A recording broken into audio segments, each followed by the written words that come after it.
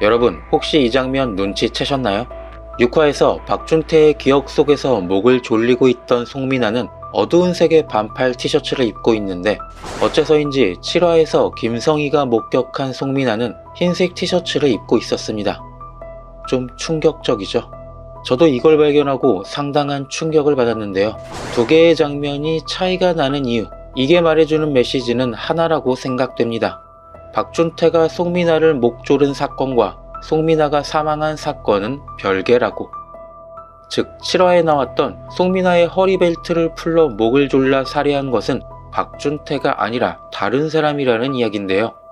이게 도대체 어떻게 된 일인지 지금부터 차근차근 해석해 보겠습니다. 먼저 드라마에 등장한 확실한 사실부터 짚어보자면, 6화에서 정도철을 만난 박준태는 죄책감에 휩싸인 표정으로 송민아의 목을 조르는 장면을 회상했습니다. 하지만 이때 정도철은 박준태에게 네가 한 게 아니라는 말을 했고, 7화에서 송민아의 아빠인 척 김성희에게 접근해 송민아가 어떻게 죽었는지를 물었습니다. 그리고 김성희의 회상에서 도윤이를 응급실에 데려갔다 돌아와 방문을 열자 그곳에 사망한 송민아와 박준태가 있었죠. 그 후 아마도 사망한 송민아 시체를 차에 태워 산에 가서 처리한 건 정도철로 추정되고 있습니다. 그래서 정도철은 송민아가 어떻게 죽었는지는 정확히 보지 못했고, 자신의 아들인 박준태가 죽이지는 않았을 거라, 아마도 사고였을 거라고 믿고 있는 상황이었습니다. 하지만 7화에서 박준태는 정확하게 자신이 송민아를 죽였다고 말했는데요. 그럼 도대체 어떻게 된 일일까요? 송민아의 옷이 달랐던 건 그저 제작진이 던진 속임수, 맥거핀이었을까요? 아마도 그건 아닐 것 같습니다. 이렇게까지 알아채기 어려운 단서를 던져놓고 그거 그냥 속임수였습니다 라는 건 너무 맥빠진 연출이니까요. 그렇다면 생각할 수 있는 가능성은 시청자들에게 송민아를 살해한 게 박준태라고 믿게 만드는 것이죠.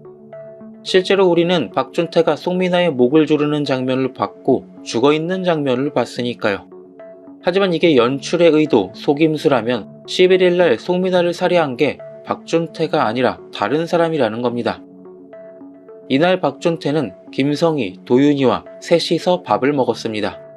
그 후 송민아에게 전화가 와 짐을 가지러 들른다고 했고, 박준태는 도윤이의 상태가 좋아지지 않는다고 말을 했죠. 결국 김성희는 송민아가 올 거니까 문을 열어달라고 부탁한 후 도윤이를 데리고 응급실에 다녀왔고, 그 후 안방문을 열고 들어가자 사망한 송민아와 그 곁에 있는 박준태를 보게 됩니다. 아무리 생각해도 너무 이상하죠.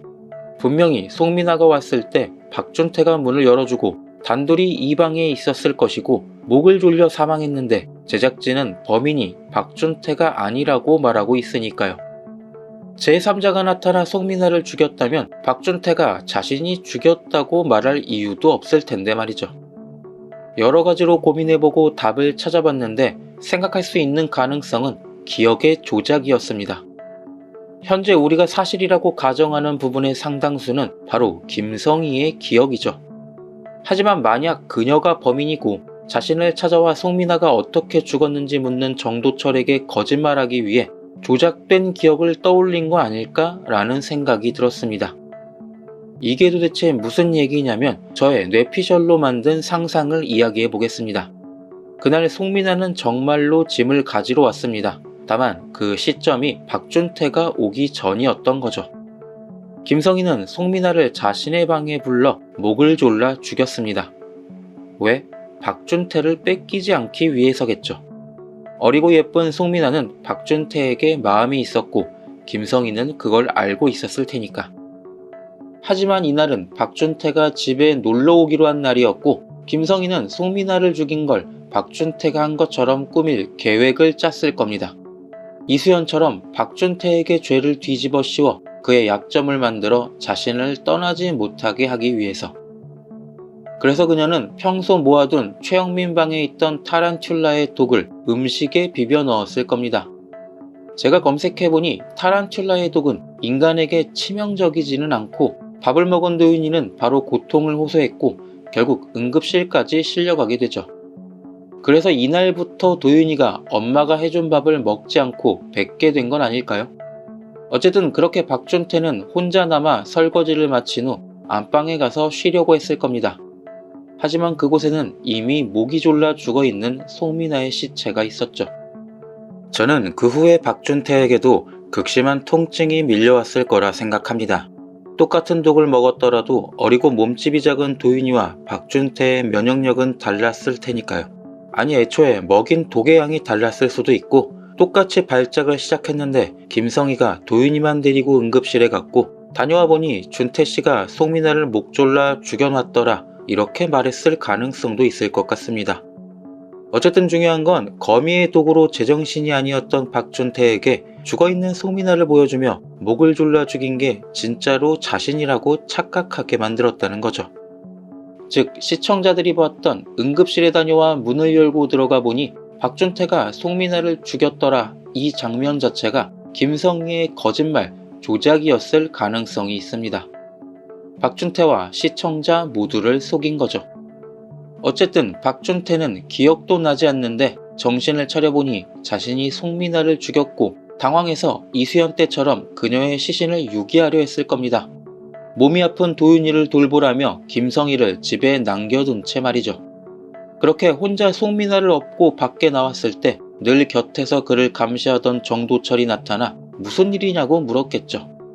박준태는 울먹이며 자신이 이 여자애를 죽였다고 말했을 것이고 정도철은 넌 아무 걱정하지 말고 집에 돌아가라고 내가 알아서 처리하겠다고 말했을 겁니다.